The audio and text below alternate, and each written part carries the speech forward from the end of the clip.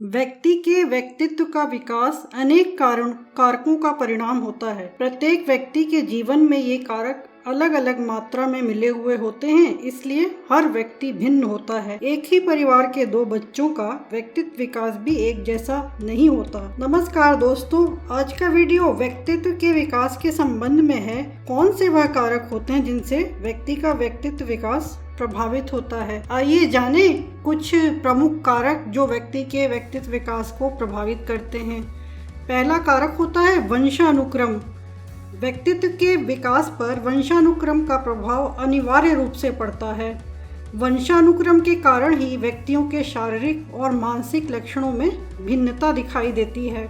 मनोवैज्ञानिकों ने सिद्ध किया है कि कुलीन एवं व्यवसायिक कुलों में उत्पन्न होने वाले व्यक्ति ही साहित्य, विज्ञान और राजनीति के क्षेत्रों में यश प्राप्त करते हैं।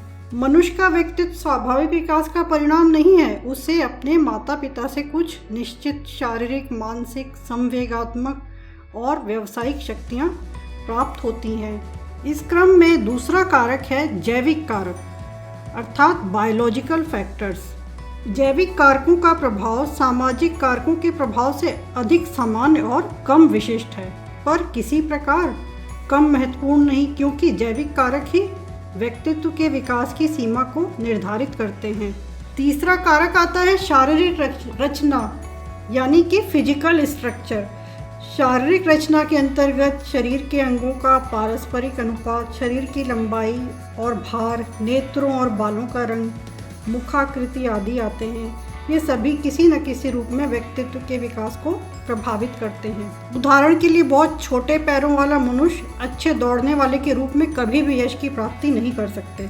हमें उन विशिष्टताओं के अप्रत्यक्ष प्रभावों को निश्चित रूप में स्वीकार करना पड़ेगा जो मुख्य रूप से शारीरिक हैं। इसी क्रम में चौथा कारक आता है दैहिक प्रवृत्तियाँ। शरीर की दैहिक दशा मस्तिष्क के कार्य पर प्रभाव डालने के कारण व्यक्ति के व्यवहार एवं व्यक्तित्व को प्रभावित करती हैं। पांचवा कारक मानसिक योग्यता। व्यक्ति में जितनी अधिक मानसिक योग्यता होती है, उतना ही अधिक वह अपने व्यवहार को समाज के आदर्श और प्रतिमानों के अनुकूल बनाने में सफल होता है। निष्कर्ष, उसके व्यक्तित्व का उतना ही अधिक विकास होता है। उसकी तुलना में अल्प मानसिक योग्यता वाले व्यक्ति के व्यक्तित्व का विकास कहीं कम होता है। इस क्रम में छठा कारक है विशिष्ट रुचियाँ। मनुष्य के व्यक्तित्व का विकास उस सफलता के अनुपात में होता है जो उसे किसी कार्य को करने से प्राप्त होती है।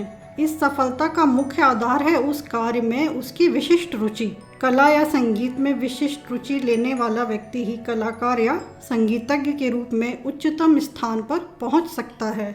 विशिष्ट रुचि की उपस्थिति को व्यक्तित्व के विकास के आधारभूत कारकों की किसी भी सूची में सम्मिलित किया जाना आवश्यक है। सातवां कारक भौतिक वातावरण अर्थात फिजिकल एनवायरनमेंट भी व्यक्ति के व्यक्तित्व विकास को महत्वपूर्ण रूप से प्रभावित करते हैं। भौतिक या प्राकृतिक वातावरण अलग अलग देशों और प्रदेशों के निवासियों के व्यक्तित्व पर अलग अलग तरह की छाप लगाता है। यही कारण है कि मरुस्थल में निवास करने वाले अरब और हिमाच्छादित टुंड्रा प्रदेश में रहने वाले एस्किमो लोगों की आदतों, शारीरिक बनावटों, जीवन की विधियों, रंग और स्वास्थ्य आदि में स्पष्ट अंतर मिलता है। यद्यपि भौतिक स्थानों के अंतरों का व्यक्तित्व पर पड़ने वाले प्रभावों का अभी तक बहुत कम अध्ययन किया गया है, पर भावी अनुसंधान यह सिद्ध कर सकते हैं कि ये प्रभाव आधारहीन नहीं है। साथियों, इसी क्रम में आठवां कारक है सोशल एनवायरनमेंट अर्थात सामाजिक वातावरण। बालक जन्म के समय मानव पशु होता है। उसे न तो बोलना आता है, न कपड़े पहनना, उसका न कोई आदर्श होता है और न किसी प्रकार का व्यवहार करना ही जानता है, पर सामाजिक वातावरण के संपर्क में रहकर उसे धीरे धीरे परिवर्तन होने लगता है। उसे अपनी भाषा, रहन सहन के ढंग, खाने पीने की विधि, दूसरों के साथ व्यवहार करने के प्रतिमान, धार्मिक एवं नैतिक विचार आदि अनेक बातें समाज से प्राप्त होती हैं। इस प्रकार समाज उसके व्यक्तित्व का निर्माण करता है। जन्म के समय से ही बालक का व्यक्तित्व उस समाज के द्वारा जिसमें वह रहता है निर्मित और परिवर्तित किया जाता है। नवा कारक है परिवार। व्यक्तित्व के निर्माण का कार्य परिवार में आरंभ से होता है। यदि बालक को परिवार में प्रेम, सुरक्षा, स्वतंत्रता का वातावरण मिलता है तो उसमें साहस, स्वतंत्रता और आत्मनिर्भरता आदि गुणों का विकास होता है। 10वां कारक है सांस्कृतिक वातावरण अर्थात कल्चरल इन्वायरमेंट। समाज व्यक्तित्व का निर्माण करता है, संस्कृति उसके स्वरूप को निश्चित करती है। प्रत्येक संस्कृति की अपनी मान्यताएं, रीति रिवाज, रहन सहन की विधियां, धर्म, कर्म आदि होते हैं। मनुष्य जिस संस्कृति में जन्म लेता है, जिससे उसका लालन पालन होता है, उसी के अनुरूप उसके व्यक्तित्व का स्वरूप निश्चित होता है। इस प्रकार उसके व्यक्तित्व पर उसकी संस्कृति की अमिट छाप लग जाती है।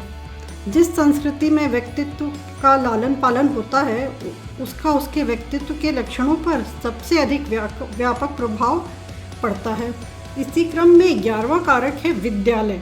व्यक्तित्व के विकास पर विद्यालय की सभी बातों का अप्रत्यक्ष और प्रत्यक्ष प्रभाव पड़ता है, जैसे पाठ्यक्रम, अनुशासन, शिक्षक छात्र संबंध, छात्र छात्र संबंध, खेल कूद। अनेक मनोवैज्ञानिकों की अटल धारणा है औपचारिक पाठ्यक्रम, कठोर अनुशासन, प्रेम और सहानुभूति, शिक्षक छात्रों के पारस्परिक वैमनस्यपूर्ण संबंध व्यक्तित्व को निश्चित रूप से कुंठित और विकृत कर देते हैं। बालक के विकसित होने वाले व्यक्तित्व पर विद्यालय के अनुभवों का प्रभाव उससे कहीं अधिक पड़ता है जितना कि कुछ शिक्षकों का विचार है। इसी क्रम में अन्य कारक हैं अदर फैक्टर्स, जिसमें बालक का पड़ोस, बालक का जन्म क्रम, बालक का लिंग, समूह और परिवार की इकलौती संतान होना, बालक के शारीरिक और मानसिक दोष, संवेगात्मक असंतुलन या माता की मृत्यु के कारण प्रेम का अभाव, मेला, सिनेमा, धार्मिक स्थान, आराधना स्थल,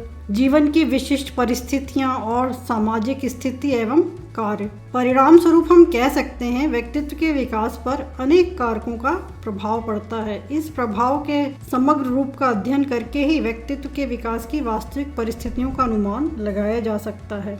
भौतिक, सांस्कृतिक एवं सामाजिक वातावरण ये सभी व्यक्तित्व के निर्माण में इतना प्रभावशाली कार्य करते हैं कि व्यक्तित्व को उससे आवृत रखने वाली बातों से पृथक नहीं किया जा सकता। तो साथियों, ये था आज का वीडियो, व्यक्ति का व्यक्तित्व किन कारकों से प्रभावित होता है। अब आज का वीडियो आपको कैसा लगा कमेंट सेक्शन में कमेंट करके बताएं। मेरे चैनल विविध छाया को सब्सक्राइब, वीडियो को लाइक और शेयर जरूर करें। मिलते हैं अगले वीडियो में। Till then bye.